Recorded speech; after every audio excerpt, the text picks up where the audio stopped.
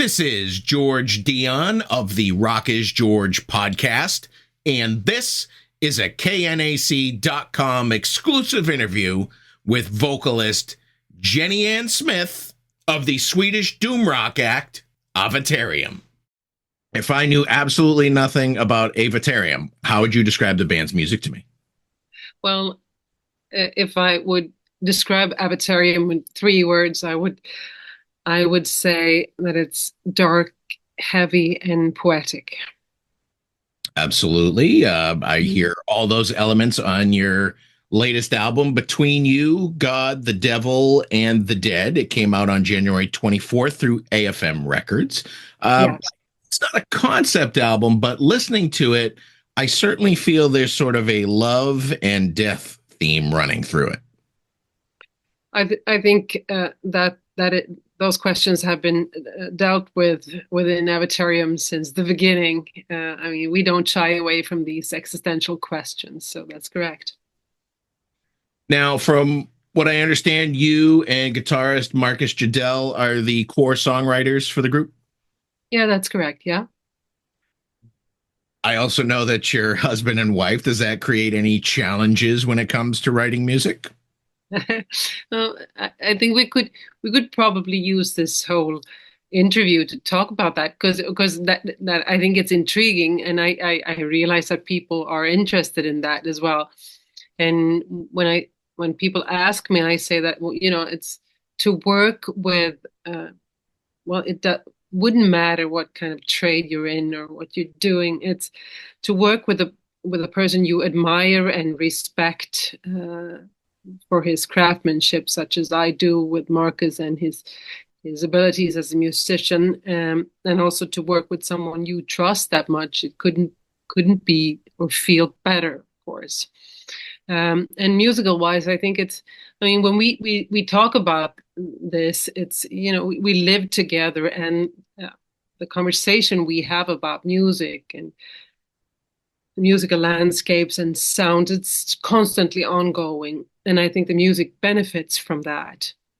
And this is the 3rd album that we have written together, where we have written the most of the material together. And at this stage, I think we have carved out a way to collaborate that works nicely. It was probably more difficult on the first album, and we were also newly become parents at that time. So there's much to say about creativity and relationship and working together with your spouse. But I would recommend it. Yes. Well, why don't we talk about a couple of the songs that were released as singles ahead of the album? Mm-hmm. Why don't you tell me a little bit what inspired Love Black Waves? Yeah, Long Black Waves. Well, lyrical wise, it's you can hear that there's a nightmare that had to be dealt with, and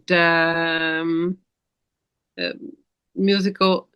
The sort of, I think Marcus had sent me that great riff, that the intro riff, and it's. I think I quite immediately had a sense of where I wanted the song to sort of go, and and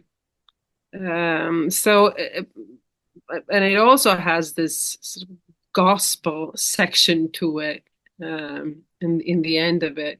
So I think the song really sums up what Avatarium is about.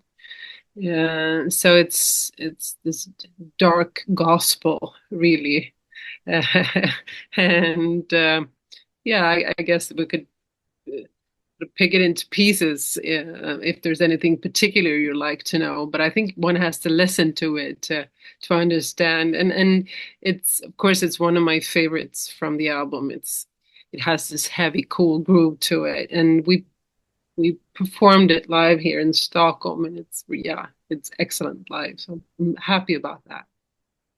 Well, one song I would like to pick apart a little bit is "I See You Better in the Dark," which I interpret as more your true self comes out in intimate moments. Yeah, I, I'm glad if that's how you interpret it. It's like, and maybe it's also a question about tolerance.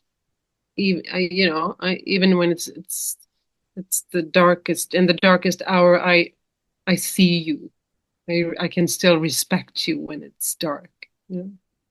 So yeah, that's pretty hopeful for a rock song, yeah. Being in the doom genre such as we are. Mhm. Mm. Now, I feel like you did kind of really branch out on the other single, which is the album's title, "Between You, God, the Devil, and the Dead." Mhm. A lot of different elements going on here that you don't typically expect from a band that's considered a doom metal band. Mm. I think that's the sort of the thing about Avatarium since the onset is, Leif Edlin from Candlemass, who originally formed Avatarium, uh, invited Marcus to take part of the recording back then, more than 11 years ago.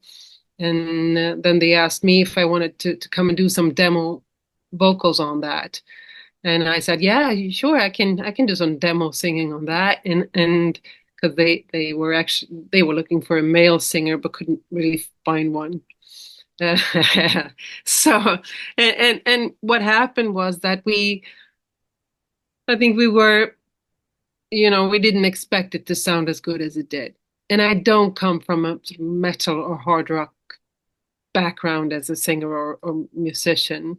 I had done, pop rock, mostly jazz stuff.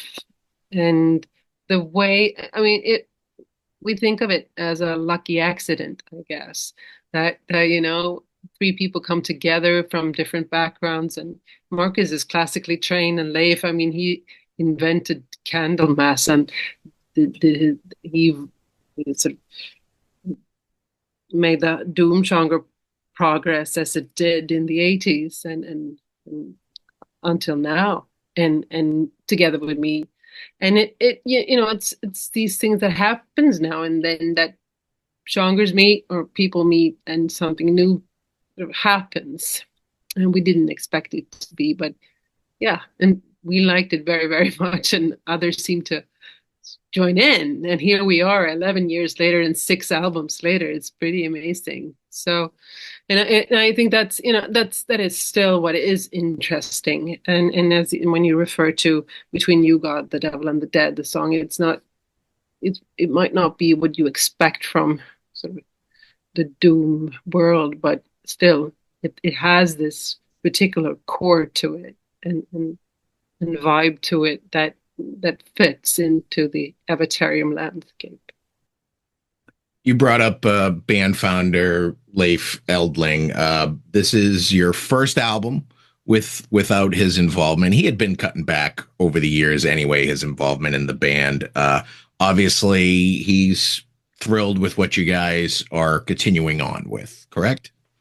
It's actually 3 albums that we have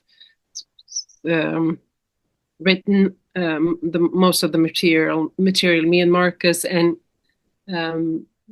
3 albums ago, many moons ago, he passed on the torch and asked us to take on this task and be responsible, take on the responsibility for the sort of creative work. So I would say it's the 3rd album that we handle or we are responsible for in a creative sense. Yeah.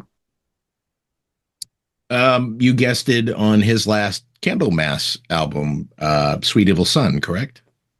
Yes. Yes, I did. Yeah. So there's still a little collaboration between you guys? Yes, and I mean Marcus works with Leif all the time. They're working on a new thing because they have an anniversary coming up. It's the I think it's 40 years actually. Yeah, pretty amazing. But I actually also, you can hear me on. They were Grammy nominated or nominated for a Grammy together with Tony Iommi. for the song Astoreless, and I'm actually doing backup vocals. You can hear me, so I'm quite proud of that, of course. I got to be a little part of that as well. So yes, he's a dear friend, and Marcus see him all the time, and I saw him on our release gig here in Stockholm. So it's great. I admire and respect him a lot. Mm-hmm.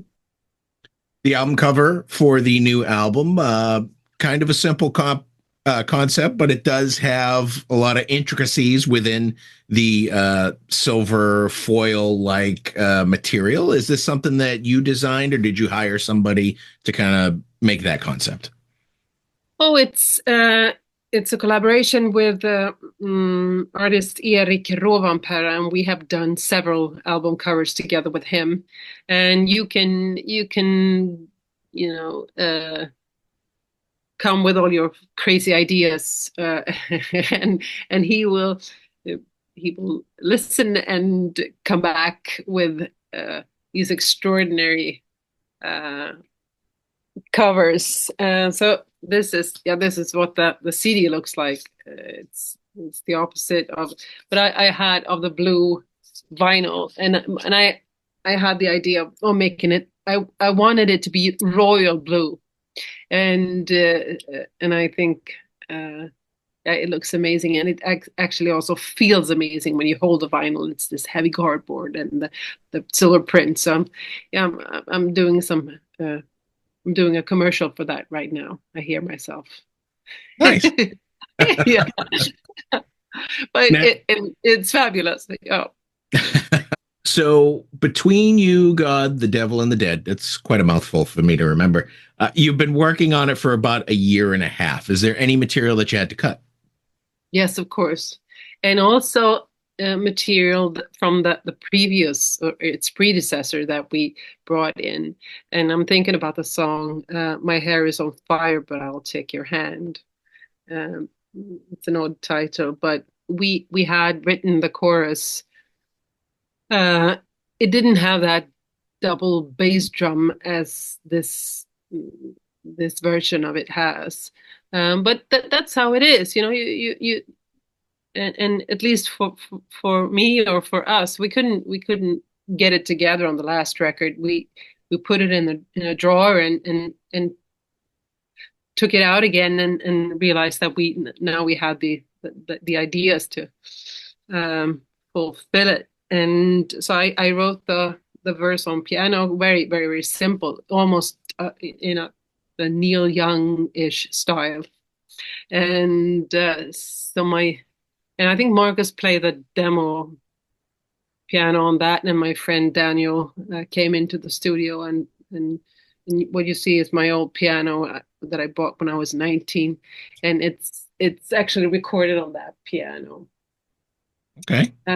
So that's, I mean, it's great to be able to both, you can leave material, and we have the privilege of having a great studio here in Stockholm, where we can, when creativity strikes, we can pop down and work. So I'm very happy about that. You had a recent album release show. I saw some photos on your social media page. Yeah.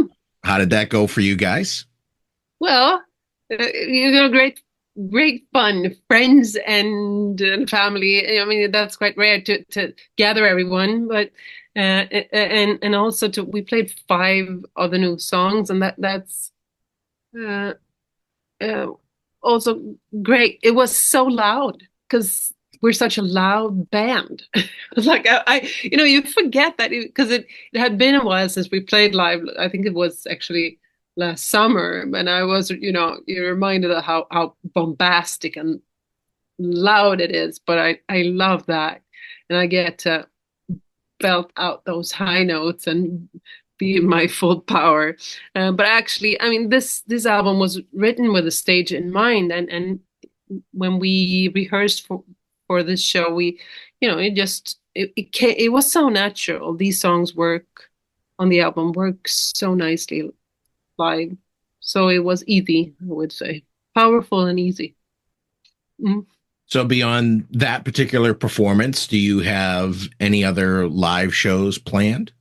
Yes, it's going to be festivals in Europe this summer that we know of, and we have some other offers as well that we're discussing at the moment. But we know that it'll be Europe, so we know that Germany and I think Spain, the Czech Republic, and Hungary, and yeah, different European countries.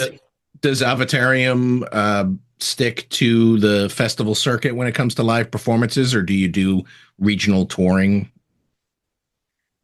Well, we have, but we are also parents, and we don't want to be away from our son too long. So he, as much as we can, we want to play. And in a dream world, I would bring him on tour. I would love to introduce him to what we love as much as we do. So yeah. Do you have any aspirations to get over to the USA? Well, you can have aspirations, and I do, and I welcome nice suggestions. So do hope so. I would love to. We've just played on that cruise that from Florida to, I think it was Haiti that time. Yeah. 70,000 tons of metal. We play that but never in the States. So of course I would love to. I would imagine that I've never been on that cruise, but is it a bit chaotic, especially for a band where you got constant bands playing and people moving around and all this other stuff? It was very chaotic, I would say. It was so friendly, and as the sort of hard rock and metal sort of a community is, it's it's, and I feel so lucky in that sense that we have an audience that cares so much about music, care about what's important, and that's the music, and people are appreciating the music and being an audience, and are generally very friendly. So and that's what I remember from that cruise as well. It was really nice. Yeah. As a female artist, what do you think of the label female fronted band? It seems like obvious. We can see the band, we can hear the band, but there's this genre label of female fronted metal or female fronted doom, and it doesn't seem to make sense to me. How do you feel about it? But I don't feel anything actually. I don't care. I know. So I think it doesn't matter gender. I mean, you have to earn your place. I think you have to work hard, and I'm just so focused about writing the best music I can and performing and to the sort of peak of my ability. So that's the only thing I care about. Yeah. Besides Avatarium, are there any other music projects you're currently working on? Not at the moment, but uh, I you know I keep it in mind to not to just uh, get to just not be scared. Yeah, I do.